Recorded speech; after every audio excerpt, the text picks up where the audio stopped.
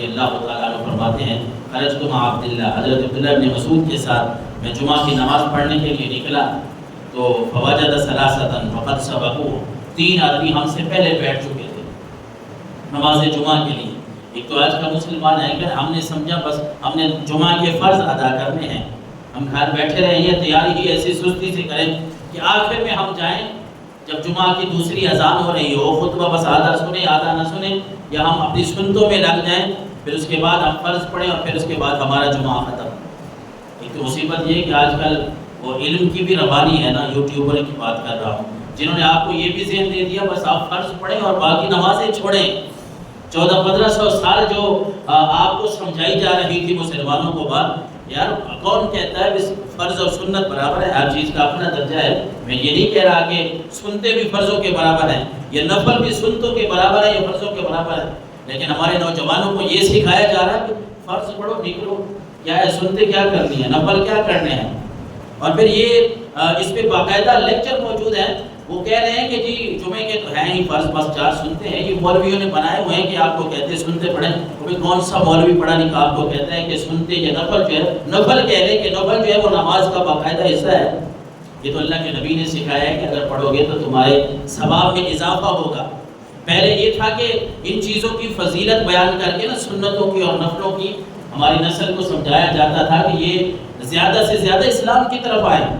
کیونکہ یہ بھی مشاہدہ ہے نا، جو بندہ نفل چھوڑنے لگ جاتا ہے نا وہ پھر آہستہ آہستہ سنتوں کی طرف ہی نہیں آتا، اور جو سنتے چھوڑنے لگ جاتا ہے پھر وہ نماز کو اہمیت کیسے دیتا ہے، یا کچھ نہیں ہوتا، باپ ٹائم نہیں پڑھتے کل پڑھ لیں گے،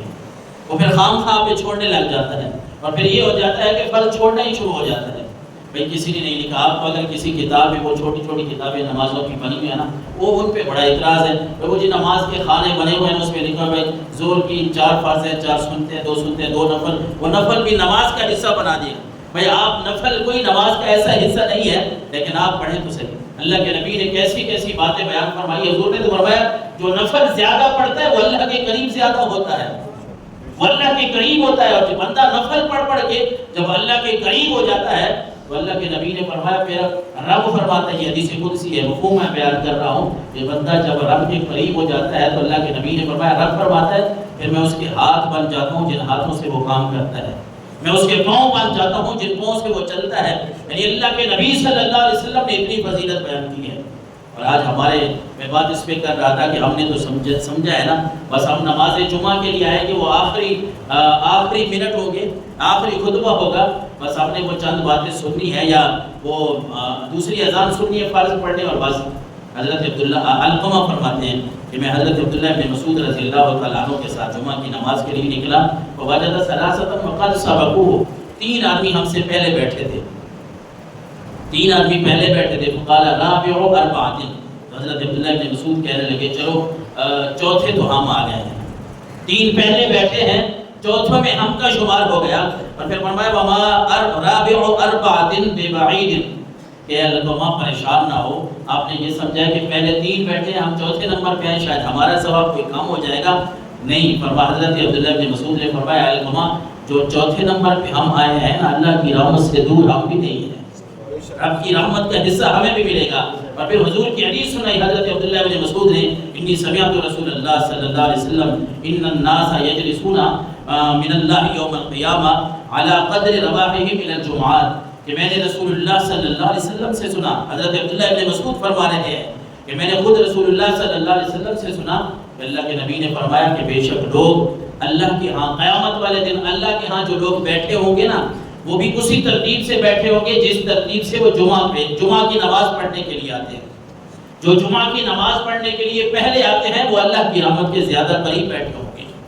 اور جو جمعہ کی نماز پڑھنے کے لیے دیر سے آتے ہیں اللہ کے نبی کی اس حدیث مبارکہ کے مفہوم کے مطابق وہ رب کی رحمت سے بھی اتنا ہی دور بیٹھے ہوں گے۔ لیکن آگے ہی حضرت عبداللہ ابن مسعود نے سمجھایا الاول والثانی والثالث،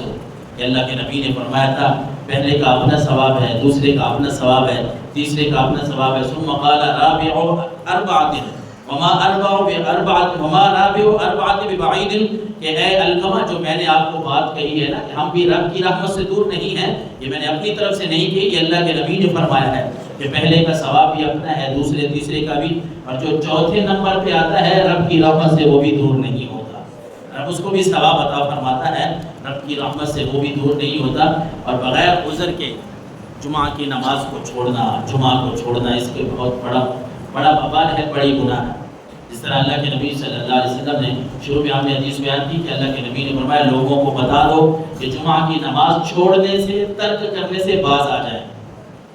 اور پھر فرمایا اگر لوگ جمعہ کی نماز چھوڑنا، ترک کرنا یہ اسی پہ لگے رہیں گے، نماز جمعہ کی پابندی نہیں کریں گے، تو اللہ ان کے دلوں پہ ایسی مہر لگا دے گا کہ یہ غافلین میں سے ہو جائیں گے۔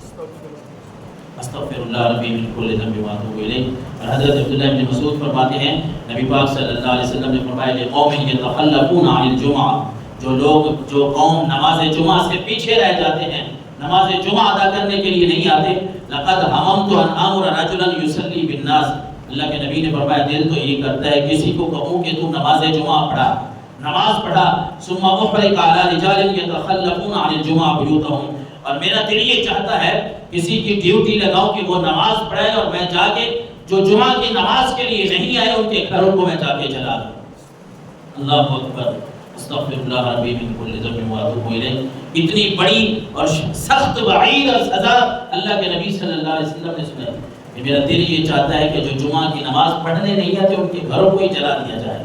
تو آپ اندازہ لگائیں کہ جمعہ چھوڑنے کی کتنی بڑی سزا ہوگی اللہ کی طرف سے۔ رسول اللہ صلی اللہ علیہ وسلم نے فرمایا من ترک ثلاث جمعہ